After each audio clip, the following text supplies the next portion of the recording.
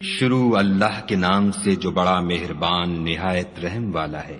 اے محمد صلی اللہ علیہ وآلہ وسلم، جب منافق لوگ تمہارے پاس آتے ہیں تو ازراہ نفاق کہتے ہیں کہ ہم اقرار کرتے ہیں کہ آپ بے شک خدا کے پیغمبر ہیں، اور خدا جانتا ہے کہ در حقیقت تم اس کے پیغمبر ہو، لیکن خدا ظاہر کیے دیتا ہے کہ منافق دل سے اعتقاد نہ رکھنے کے لحاظ سے جھوٹے ہیں۔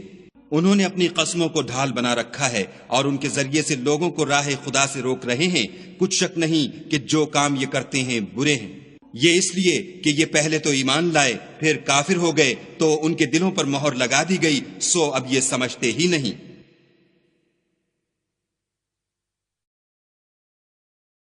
اور جب تم ان کے تناسب اعضا کو دیکھتے ہو تو ان کے جسم تمہیں کیا ہی اچھے معلوم ہوتے ہیں،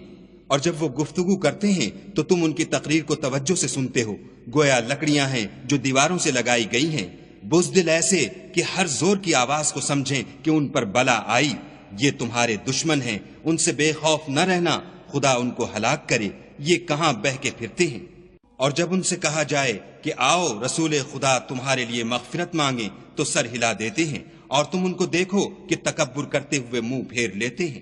تم ان کے لیے مغفرت مانگو یا نہ مانگو، ان کے حق میں برابر ہے، خدا ان کو ہرگز نہ بخشے گا، بے شک خدا نافرمان لوگوں کو ہدایت نہیں دیا کرتا۔ یہی ہیں جو کہتے ہیں کہ جو لوگ رسول خدا کے پاس رہتے ہیں ان پر کچھ خرچ نہ کرو، یہاں تک کہ یہ خود بخود بھاگ جائیں، حالانکہ آسمانوں اور زمین کے خزانے خدا ہی کے ہیں، لیکن منافق نہیں سمجھتے۔ کہتے ہیں کہ اگر ہم لوٹ کر مدینے پہنچے تو عزت والے ذلیل لوگوں کو وہاں سے نکال باہر کریں گے،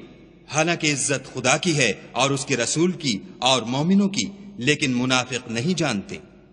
مومنوں، تمہارا مال اور اولاد تم کو خدا کی یاد سے غافل نہ کر دے، اور جو ایسا کرے گا تو وہ لوگ خسارہ اٹھانے والے ہیں۔ اور جو مال ہم نے تم کو دیا ہے اس میں سے اس وقت سے پیشتر خرچ کر لو کہ تم میں سے کسی کی موت آ جائے تو اس وقت کہنے لگے کہ اے میرے پروردگار، تو نے مجھے تھوڑی سی اور مہلت کیوں نہ دی تاکہ میں خیرات کر لیتا اور نیک لوگوں میں داخل ہو جاتا۔